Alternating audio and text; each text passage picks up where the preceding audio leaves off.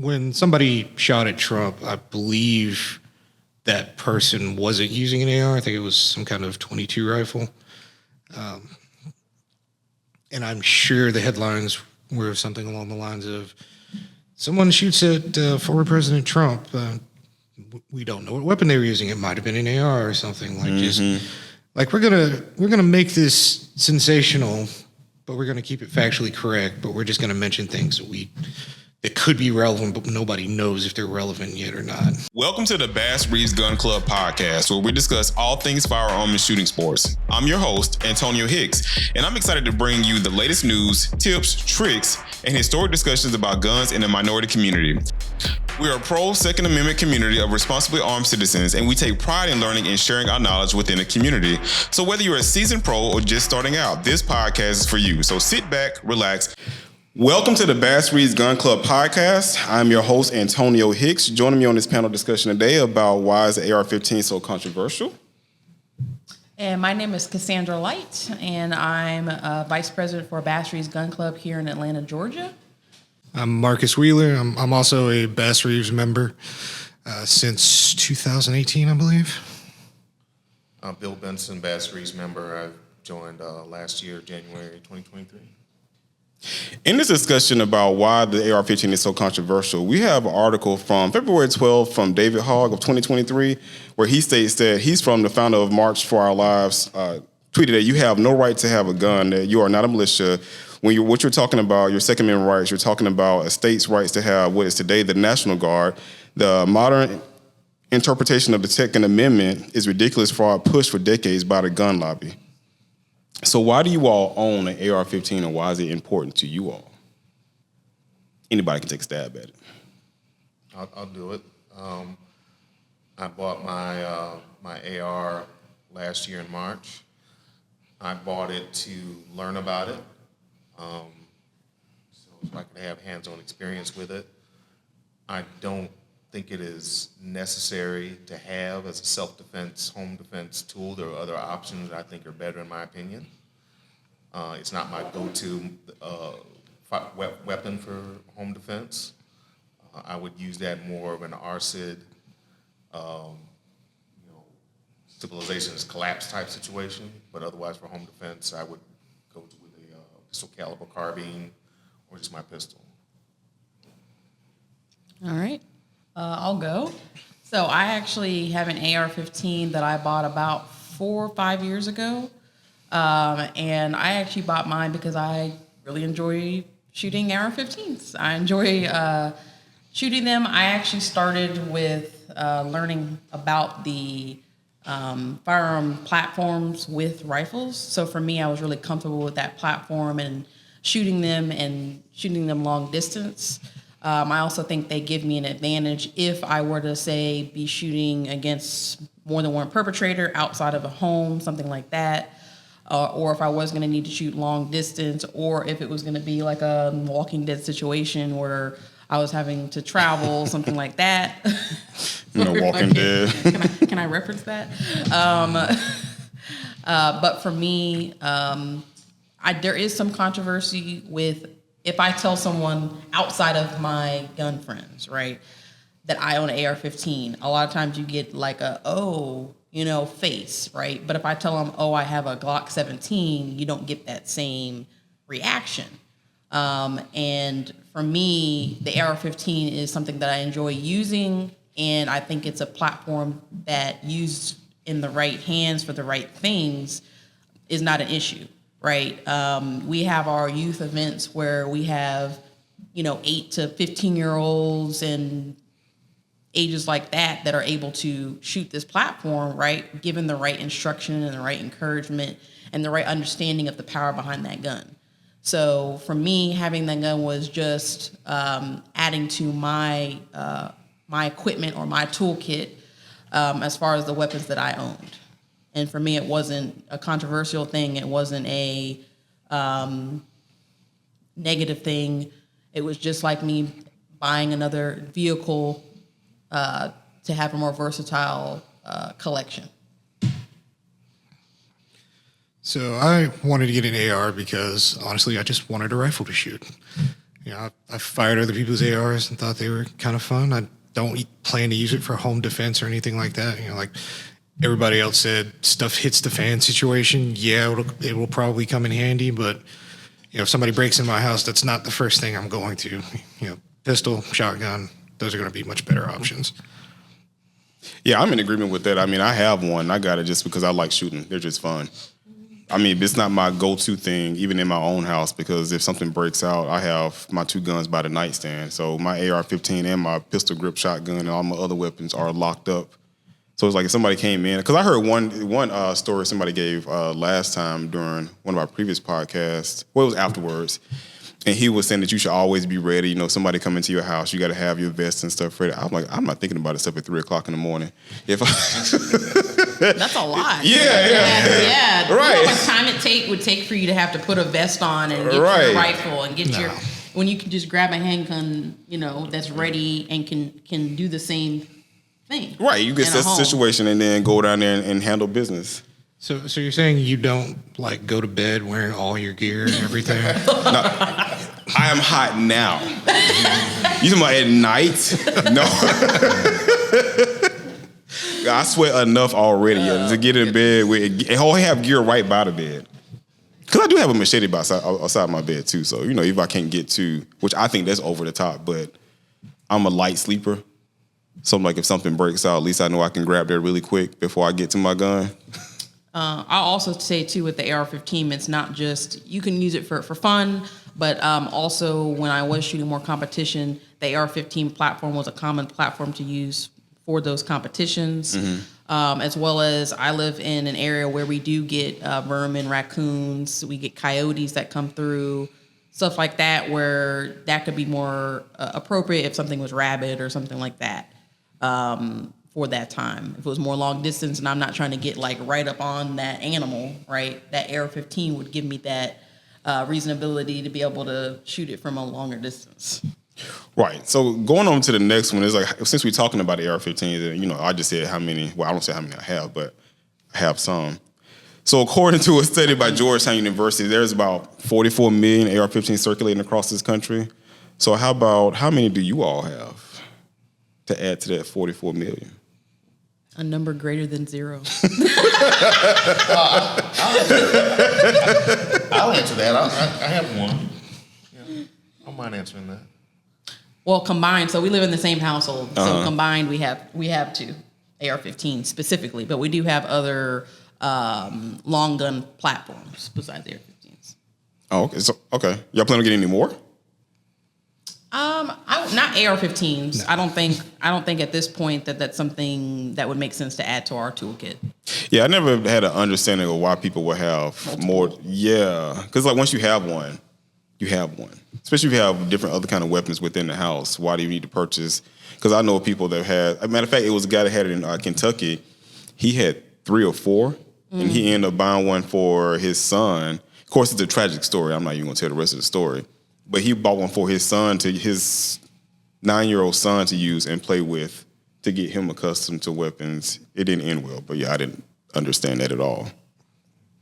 Just like anything, some people, they prefer one platform or the other, or there's specific things about like the length of the rifle or that they want to modify, and they want to have a different one for a different reason. One's for closer quarters, one's for longer distance versus... But that's when you start to get into people that really know, usually know what they're shooting and doing, and they have a reason behind why they're doing it. It's not usually like, let me just get 4 of the same exact type of gun. Right. They're not like, let's go get, everyone, we're going to get 4, Smith & Wesson Sports. I think politics plays a huge part to it, too, because we have, I want to say right wing that's saying like the other side of the party is coming after people's guns. So that always causes a spike in sales because they have this perception that the Dems or anybody else is coming into their household to seize their guns away from them, and they start increasing buying power on that. Yeah, I mean, definitely whenever we have a voting year or anything like that, you do see a spike in people buying, particularly AR-15s. I would say just guns in general, but AR-15s because they're bringing it up more, and People may have the fear that they're going to take guns away, Right. or that the prices are going to spike and they're going to be harder to come by, things like that. So people will stock up and buy more. That can also be a reason people have more than one too. I'd like to piggyback on that real quick because that's a little bit of a pet peeve of mine. This idea that the government is going to take your guns. I mean, that would I just can't even. It's hard for me to conceive of that happening. I mean, it's built into the Constitution. You have to have another amendment, and that's really hard. It has to be ratified by all the states, and then logistically, I just can't see how somebody's going to come to your house and seize your gun. I can't even get my head around how that would happen. Now, you could conceivably, if in the unlikely event that there's an AR ban or getting that through Congress, I can't see that happening. But in the unlikely event that happened, maybe you could starve people out by not allowing folks to buy ammunition or mags or something like that. But I don't know, this whole idea like, oh, they're coming to take our guns. Like, no, it's not happening. I don't see it. I can't see that happening either. Like I think that's just fear mongering, panic buying. Because if people say that they want to, I want to defend myself against, what if the army comes? What if they do this? Man, if the army shows up on your doorstep, you're not doing anything. Right. Dev Guru comes for you, Yeah. you're gonna die. Yeah. You said Deadpool? I said Dev Guru. Oh. I thought he said Denver. I thought, I said Deadpool. Him too. Yeah, him too. Go ahead. It'd be an honor. It would be an honor. Yes. Yeah, I said Dev Guru as in SEAL. The other term for it is SEAL Team 6. Oh, okay. For you, then you're gonna die, and that's just all there is to it. I might have time to widen my eyes, and that's about it. All right. So outside of hunting and protecting your property, what other uses do you all use with your AR-15? I just said mine is for fun. So I use it primarily for shooting, making sure, I can get line of sight or just to have a good time at the range. Because I live in the country, but not to where I have coyotes coming on my land just yet, because I do plan on buying some property, but it's just there. Coyotes are everywhere. We live in Lilburn, Stone Mountain area, which is like a suburb, and we have cameras, and they'll pick up those coyotes, family of raccoons, families of deer, all these other, vermin. And, no, I don't want to, I'm not going to pick them off for fun, right? But if any of those animals were to become rabid. It helps with your shooting. Right. Yes, right. But, for me, I have that fine line between protecting the animal, but also protecting my home and protecting myself, right? So if that animal were to become rabid, or if it were be getting too close to the home, or if it were, coming in for Marcus or say my dog, right? If I'm walking my dog at 1 a.m. in the morning, it's dark, blah, blah, blah. I have had, coyotes walking around me, things like that. So for me, a rifle, right, could be the platform that I could have slung over my shoulder while I'm walking my dog with my flashlight that I could use at a moment's notice if needed. Now, would you do that in Lilburn? Yes. If an animal came after me? No, you walk in your dog with your rifle slung across your back in Lilburn? If I'm on my own property, yes. Oh. Yeah, I wouldn't do that in Loganville. Normally it's just going to be my handgun in a concealed bag that I have. But like I said, if I felt like there was more rabid animals or something like that was happening in the area, that could be a platform that I could use to achieve that. I mentioned another use for it was competition. Right. So if people are getting into competition, which is a good way to sharpen your skills, 3-gun is where you are using multiple types of platforms, the pistol, rifle, shotgun, right? So that would be one place where you're doing it for fun. You're doing it to sharpen your skills. You're also sharpening your self-defense skills. So that's another use that a lot of people don't think of. They automatically assume an AR-15 is being used for some kind of negative Overthrowing the government. Overthrowing the government, a militia. Yeah. someone, they think of the person that's walking down School the street shootings. during midday with with a rifle slung over their shoulder in the middle of Walmart.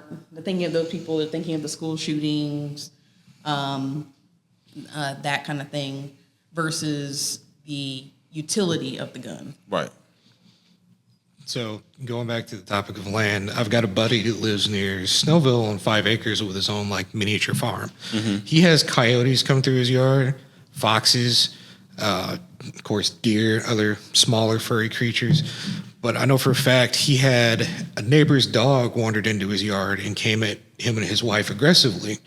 So the next time they saw the dog, they shot and killed it because your dog is loose running around on my multiple acres of property. And I don't know what your dog's going to do. I don't know your dog. I don't know you. So I'm going to protect myself. And at one point I was over at his place working on my trailer, and he comes out to walk the dog, and he comes over to me and goes, yeah, so there's a coyote out in the field, like right over there. And I went, oh. And at this point, like it was nighttime, like the sun had gone down and I was still working on stuff. For me, I have it, like I said earlier, for, I got it first for educational purposes. I really wanted to learn and understand the weapon. It is fun to shoot. I'm not going to lie. It is fun to shoot, safely, of course, in a safe way. Yeah, absolutely. And, the only use case I can see for it outside of that is if, like things really built, if society really, broke down, then I'm not going to care. But for a home defense situation, I believe in the PCC, the pistol caliber carbine. I have two. One I have with me, I'm going to shoot today.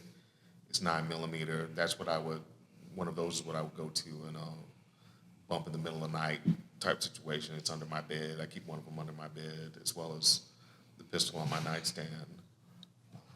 Those are the uses I have for it. I blocked it out too, so people don't know about your home defense. So I guess I should probably say why I have an AR. I wanted to get one because I wanted a rifle and it was fun. I have no intention of using this thing for home defense or anything like that. Maybe later on down the line we get some multiple acres of property. I might use it there for what I can perceive to be dangerous wildlife. Like the other day I took our dog out for a walk and he looks at our trash bins and goes nuts. And I'm looking over there and I'm not seeing anything. And I'm like, hey buddy, what do you see? And this was also 12 o'clock at night. And then I see a pair of eyes in the bin. And it was the infamous trash panda. And he had a friend with him too. And my first thought was, let me see if I can get them out. And they were relatively chill because we have a broom. Because my first thought was, are they rabid? And as I walked over and saw, they weren't doing anything crazy. They were just literally sitting in the trash bin chilling.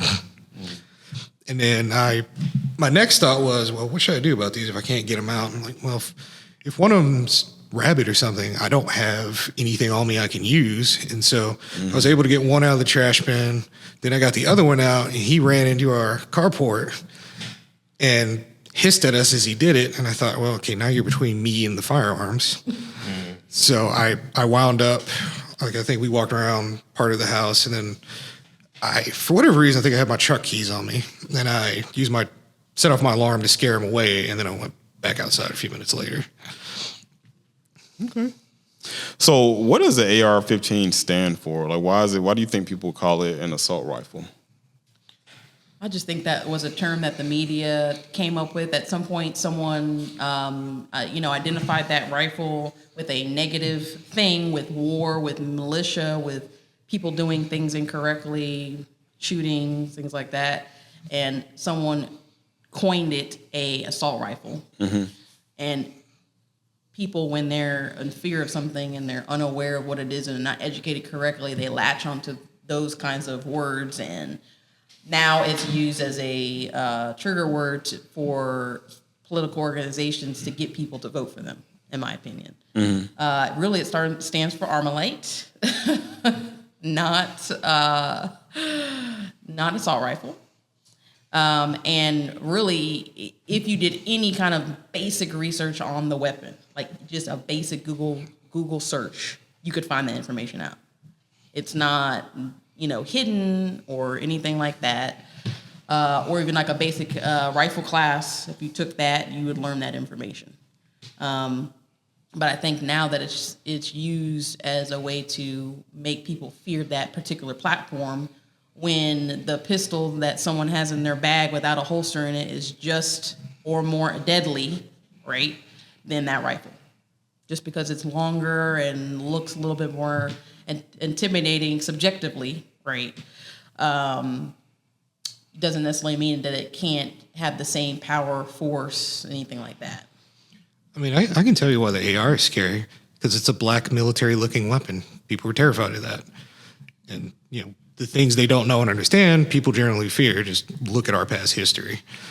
That's what you see in the movies, right? You're seeing those rifles with the SEAL Team 6s, and right, there's an assumption that those are the only people that can or should have that weapon. But in reality, anyone that is a responsible gun owner that wants to know how to use that weapon effectively and safely can use that weapon and do no harm, right? Like, I don't like I can't think of the word I'm trying to use. I don't like how famous the AR is for, being the weapon of choice for mass shooters, because you have an AR and you can look at the size, look at the magazine capacity, look at the length of the barrel, look at those things, and you can then go and buy just as many other firearms with same or similar length barrels, same magazine capacity, but they're brown hunting rifles with a wooden stock, so it's not black and scary. Mm-hmm.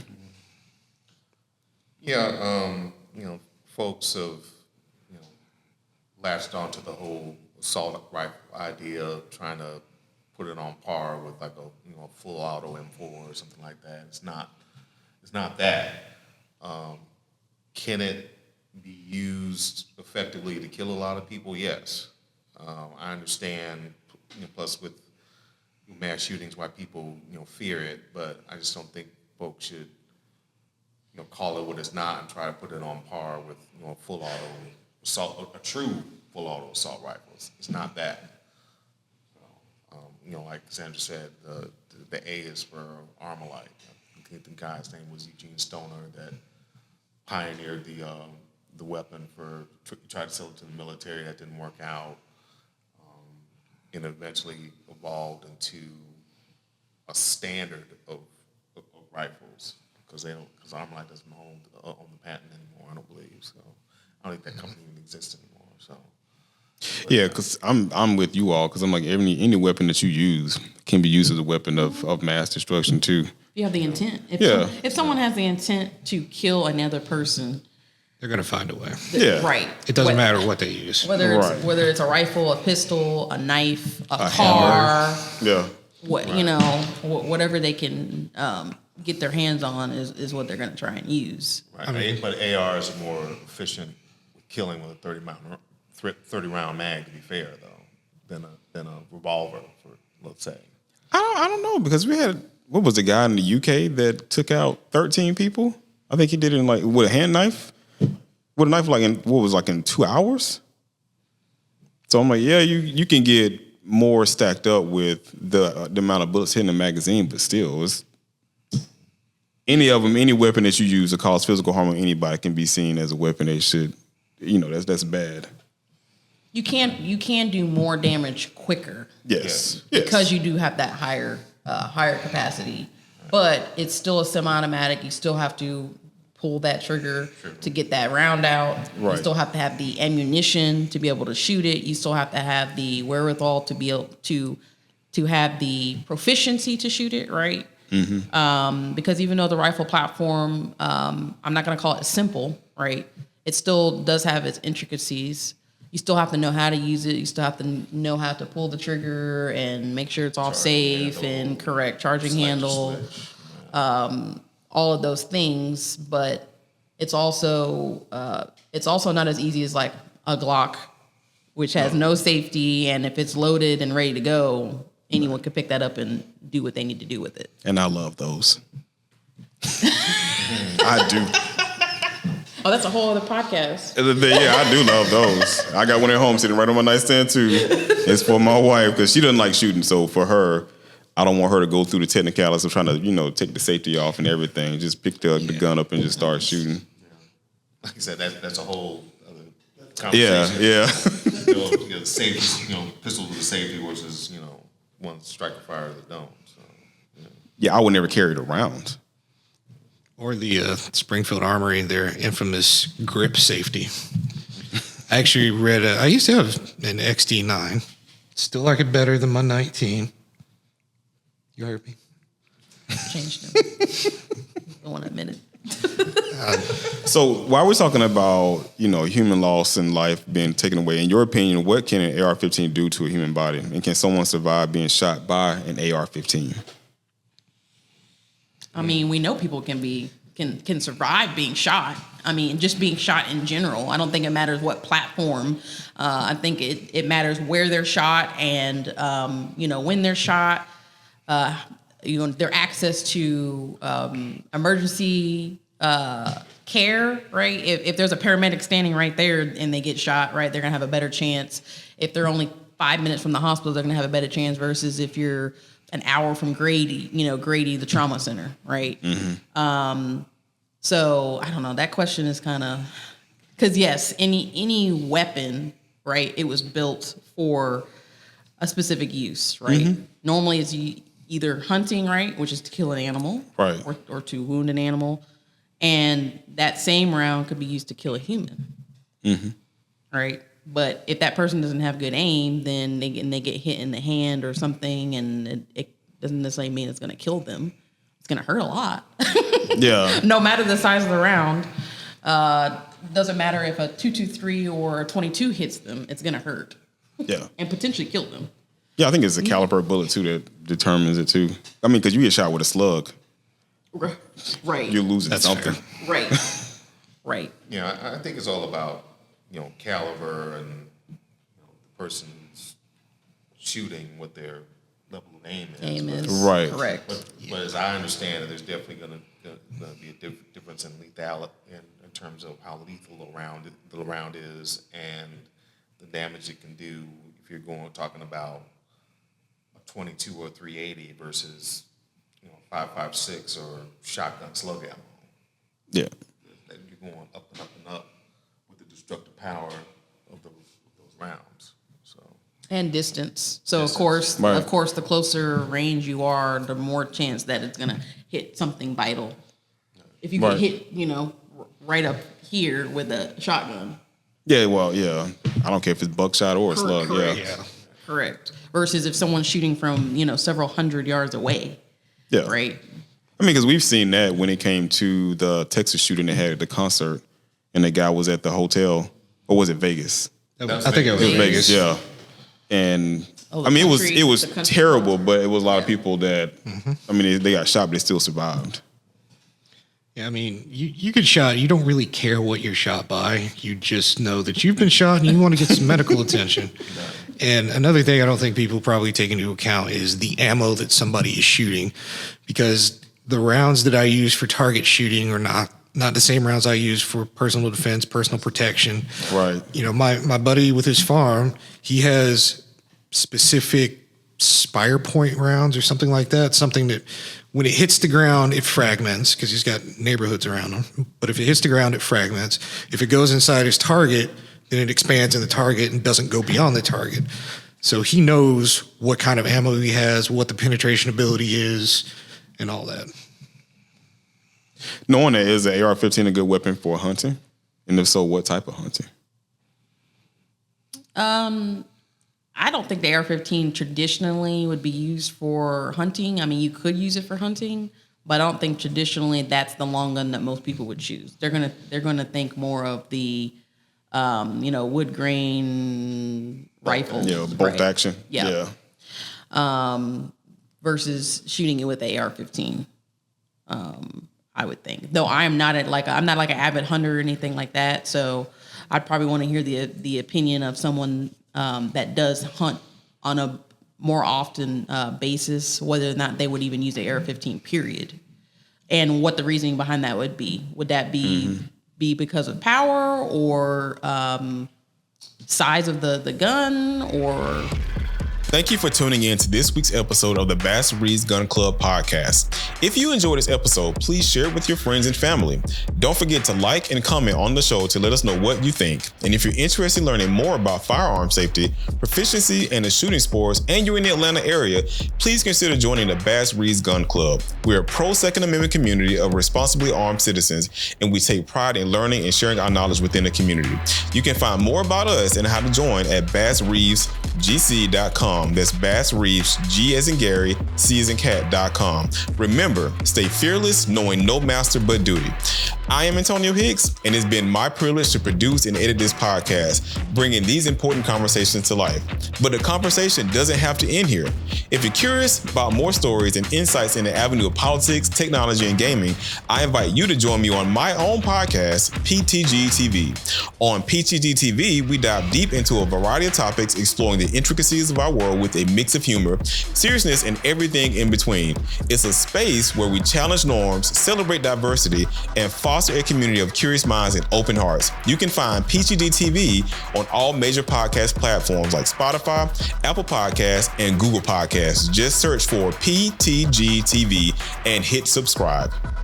All opinions expressed by the podcast hosts, participants, and creators are their own and do not reflect the opinions of NAGA, the Bass Reeves Gun Club, which is the Atlanta chapter of NAGA or affiliated gun ranges, gun clubs, or companies.